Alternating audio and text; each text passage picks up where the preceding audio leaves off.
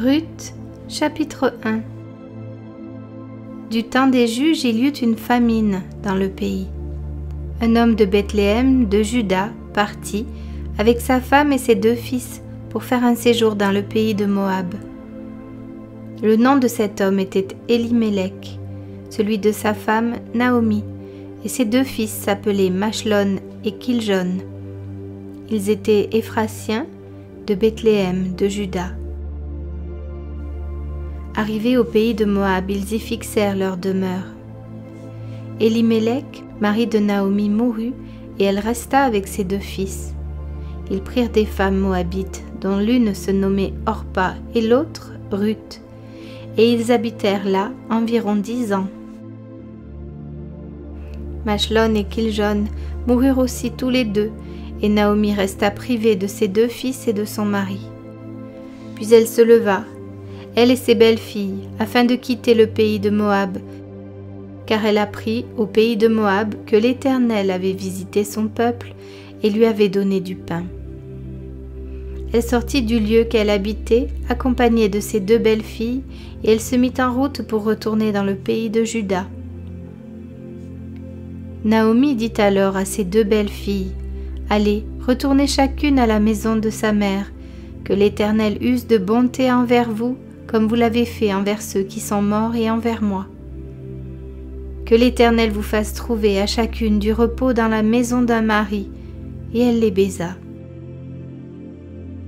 Elles élevèrent la voix et pleurèrent, et elles lui dirent, « Non, nous irons avec toi, vers ton peuple. » Naomi dit, « Retournez, mes filles, pourquoi viendriez-vous avec moi? Ai-je encore dans mon sein des fils qui puissent devenir vos maris?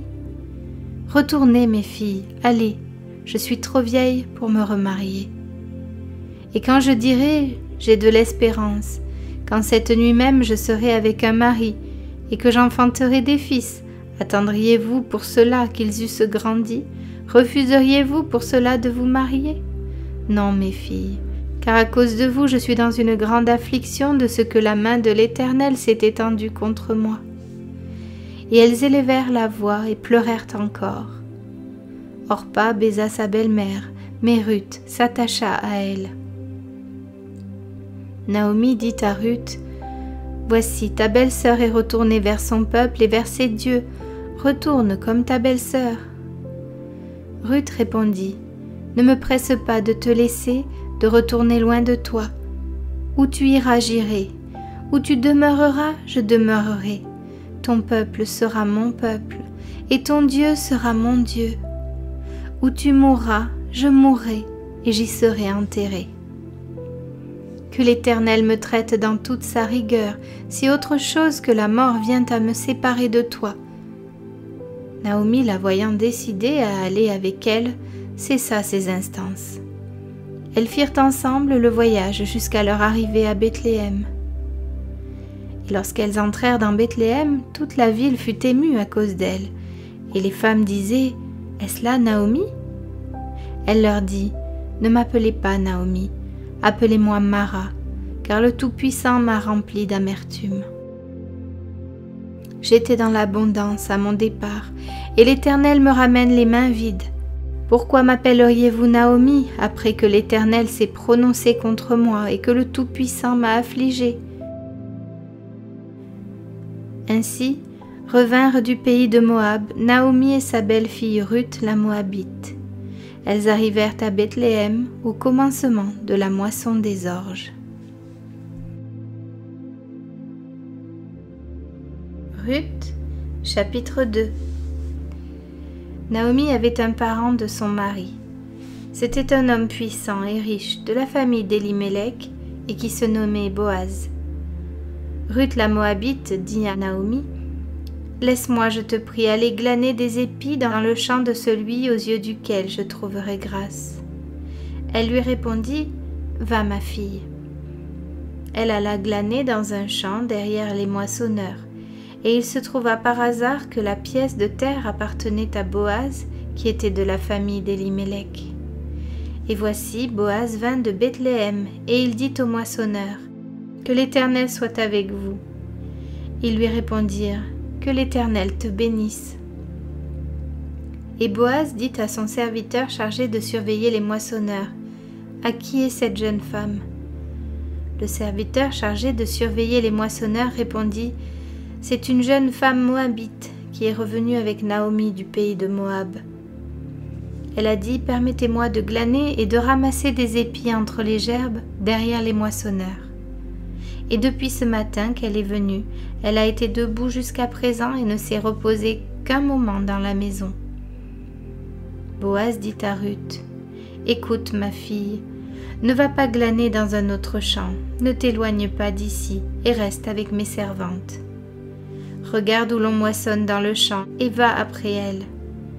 J'ai défendu à mes serviteurs de te toucher, et quand tu auras soif, tu iras au vase et tu boiras de ce que les serviteurs auront puisé. » Alors elle tomba sur sa face et se prosterna contre terre et elle lui dit, « Comment ai-je trouvé grâce à tes yeux pour que tu t'intéresses à moi qui suis une étrangère ?»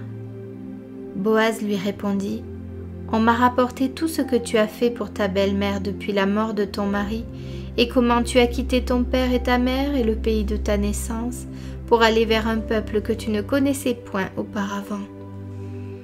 Que l'Éternel te rende ce que tu as fait et que ta récompense soit entière de la part de l'Éternel, le Dieu d'Israël, sous les ailes duquel tu es venu te réfugier. » Et elle dit, « Oh, que je trouve grâce à tes yeux, mon Seigneur, car tu m'as consolée, et tu as parlé au cœur de ta servante, et pourtant je ne suis pas, moi, comme l'une de tes servantes. » Au moment du repas, Boaz dit à Ruth, « Approche, mange du pain et trempe ton morceau dans le vinaigre. » Elle s'assit à côté des moissonneurs. On lui donna du grain rôti, elle mangea et se rassasia, et elle garda le reste. Puis elle se leva pour glaner. Boaz donna cet ordre à ses serviteurs, qu'elle glane aussi entre les gerbes, et ne l'inquiétez pas, et même vous ôterez pour elle des gerbes quelques épis, que vous la laisserez glaner sans lui faire de reproches. Elle glana dans le champ jusqu'au soir, et elle bâtit ce qu'elle avait glané. Il y eut environ 1 épha d'orge. Elle l'emporta et rentra dans la ville, et sa belle-mère vit ce qu'elle avait glané. Elle sortit aussi les restes de son repas et les lui donna. Sa belle-mère lui dit, « Où as-tu glané aujourd'hui et où as-tu travaillé? Béni soit celui qui s'est intéressé à toi. » Et Ruth fit connaître à sa belle-mère chez qui elle avait travaillé. « L'homme chez qui j'ai travaillé aujourd'hui, dit-elle, s'appelle Boaz. » Naomi dit à sa belle-fille, « Qu'il soit béni de l'Éternel, qui se montre miséricordieux pour les vivants, comme il le fut pour ceux qui sont morts. Cet homme est notre parent, lui dit encore Naomi. Il est de ceux qui ont sur nous droit de rachat. » Ruth la Moabite ajouta, « Il m'a dit aussi, reste avec mes serviteurs jusqu'à ce qu'ils aient achevé toute ma moisson. » Et Naomi dit à Ruth, sa belle-fille, « Il est bon, ma fille, que tu sortes avec ses servantes et qu'on ne te rencontre pas dans un autre champ. » Elle resta donc avec les servantes de Boaz pour glaner jusqu'à la fin de la moisson des orges et de la moisson du froment, et elle demeurait avec sa belle-mère.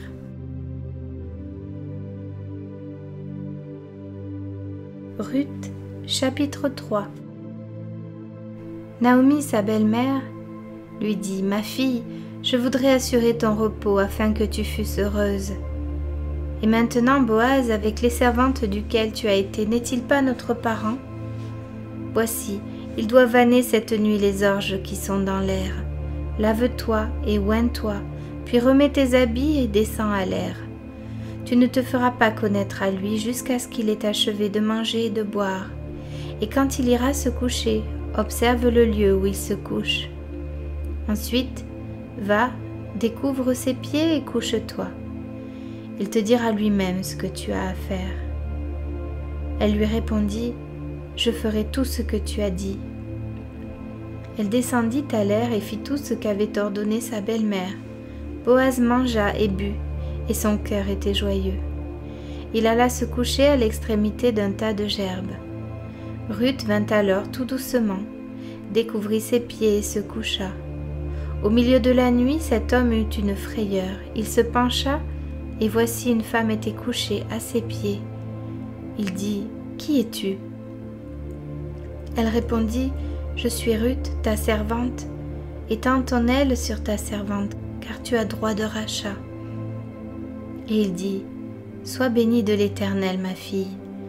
Ce dernier trait témoigne encore plus en ta faveur que le premier, car tu n'as pas à rechercher des jeunes gens pauvres ou riches.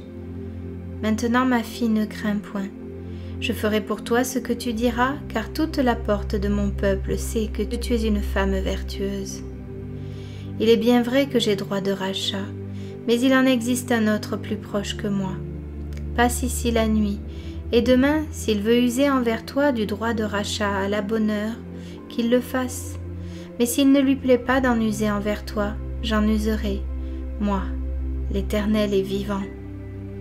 Reste couchée jusqu'au matin. » Elle resta couchée à ses pieds jusqu'au matin, et elle se leva avant qu'on pût se reconnaître l'un l'autre.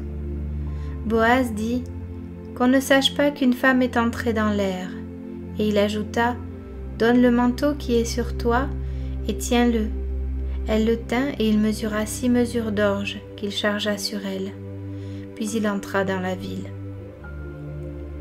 Ruth revint auprès de sa belle-mère, et Naomi dit, « Est-ce toi ma fille ?» Ruth lui raconta tout ce que cet homme avait fait pour elle. Elle dit, « Il m'a donné ces 6 mesures d'orge en disant, « Tu ne retourneras pas à vide vers ta belle-mère. » Et Naomi dit, « Sois tranquille ma fille, jusqu'à ce que tu saches comment finira la chose, car cet homme ne se donnera point de repos qu'il n'ait terminé cette affaire aujourd'hui. »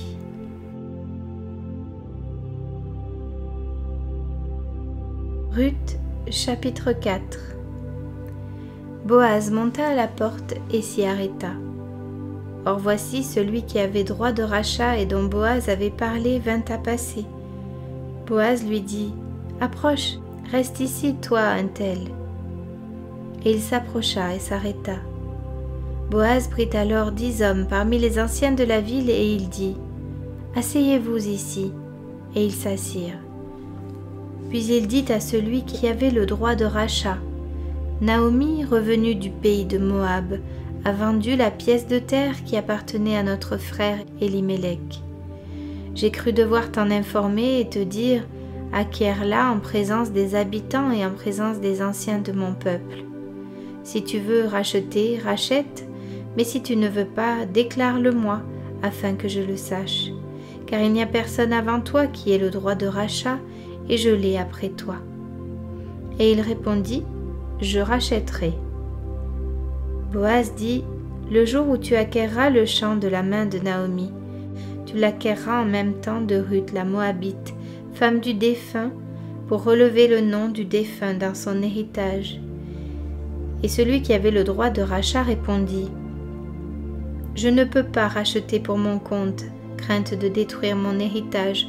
Prends pour toi mon droit de rachat, car je ne puis pas racheter. » Autrefois en Israël, pour valider une affaire quelconque relative à un rachat ou à un échange, l'un ôtait son soulier et le donnait à l'autre. Cela servait de témoignage en Israël. Celui qui avait le droit de rachat dit donc à Boaz, « Acquiers pour ton compte. » Et il ôta son soulier. Alors Boaz dit aux anciens et à tout le peuple, « Vous êtes témoins aujourd'hui que j'ai acquis de la main de Naomi tout ce qui appartenait à Élimélec, à Kiljon et à Malchon, et que je me suis également acquis pour femme Ruth la Moabite, femme de Machlon, pour relever le nom du défunt dans son héritage, et afin que le nom du défunt ne soit point retranché d'entre ses frères et de la porte de son lieu. Vous en êtes témoins aujourd'hui. » Tout le peuple qui était à la porte et les anciens dirent, « Nous en sommes témoins. » Que l'Éternel rende la femme qui entre dans ta maison semblable à Rachel et à Léa, qui toutes les deux ont bâti la maison d'Israël.